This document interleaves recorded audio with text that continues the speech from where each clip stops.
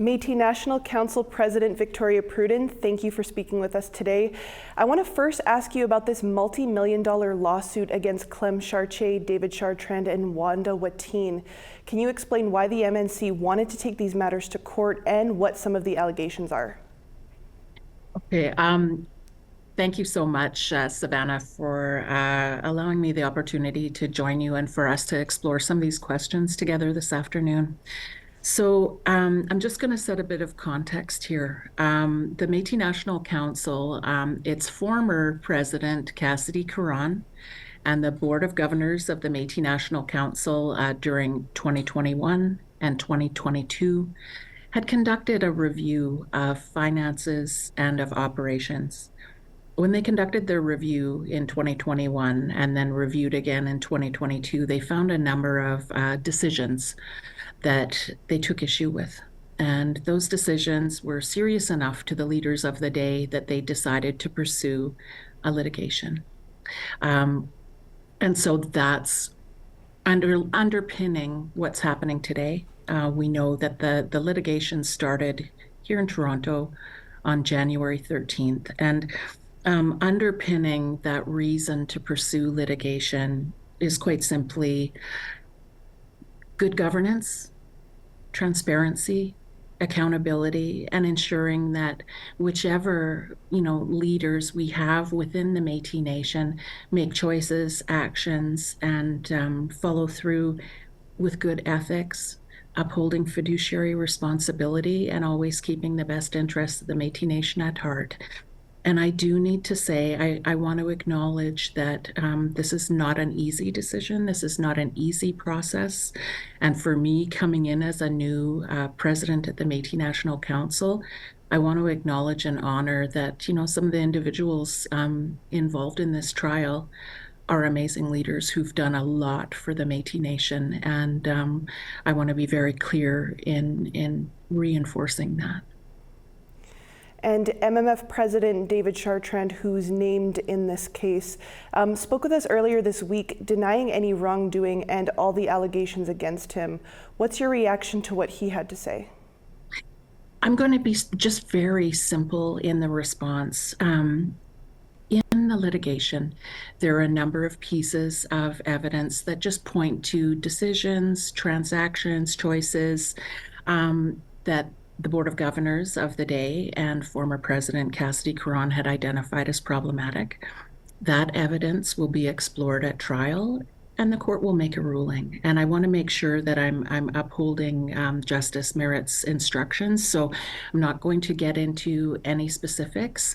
The evidence will be presented. The judge will review and consider the arguments and presentations and witness testimony of witnesses, and then we'll have a decision. And then we can deal with that decision, whatever it may be, and move forward. And switching gears, President Pruden, with the Métis Nation British Columbia, the Métis Nation Saskatchewan, and the Manitoba Métis Federation all choosing to walk away from the MNC, can you explain what will be the next steps here, and will the Métis Nations ever unite again with the MNC?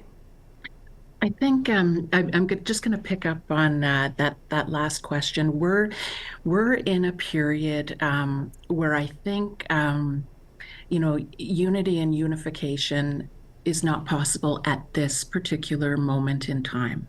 We have a lot of difficult issues to work through.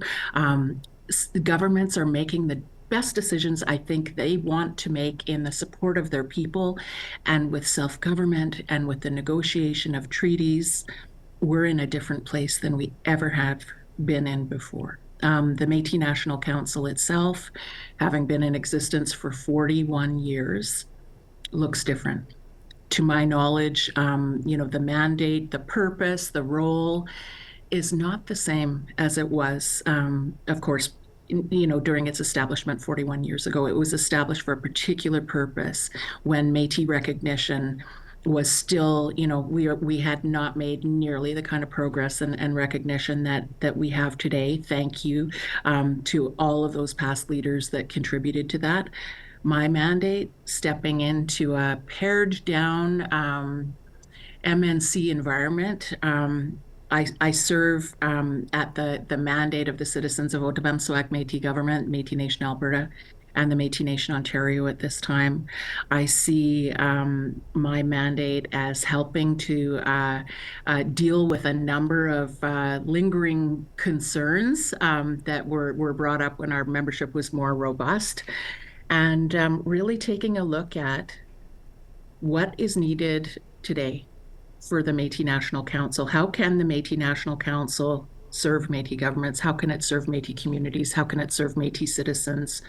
What does that look like specifically? And those are questions that I have a lot of work to deal with.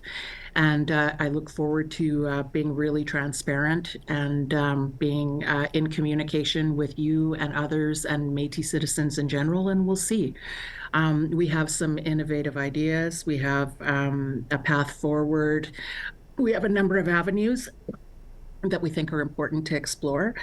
And I think for myself and for the Otipemisiwak Métis government and the Métis Nation Ontario, we see value here. And let's explore what that value looks like. And, in the past, the membership of the MNC has fluctuated, and it may fluctuate again. We'll see what happens. I'm doing this with the best interests of our people and our nation at heart, and taking care of some of the serious issues that we have to deal with that were initiated as a result of the MNC and its General Assembly, and we've got some unfinished business that I'm going to be working on, and we'll see where it goes from there. And I look forward to being just transparent as we do that development. Mm-hmm.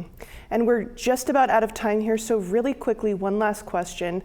On Wednesday, you also met with the outgoing Prime Minister, Justin Trudeau, along with the AFN and the ITK, to talk about the state of the Canada and United States relations. Can you give us any highlights from that meeting?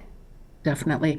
It was a very, very powerful meeting. Some of the takeaways that I think we unanimously had were the need for Indigenous peoples, Indigenous governments to support each other. There are so many potential risks and impacts, whether they be financial, whether it be about security, whether it be the impact of the average Métis First Nations or Inuit person, as supply chains could potentially be impacted by those tariffs.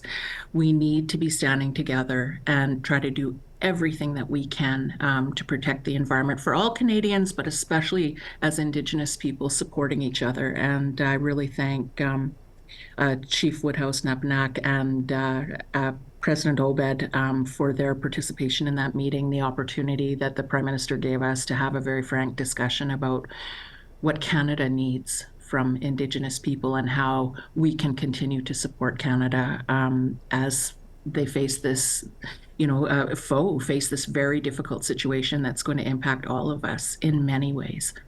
So it was a good meeting. President Pruden, we'll have to leave it there, but thank you very much for taking some time for us today. Thanks, Savannah. Take care.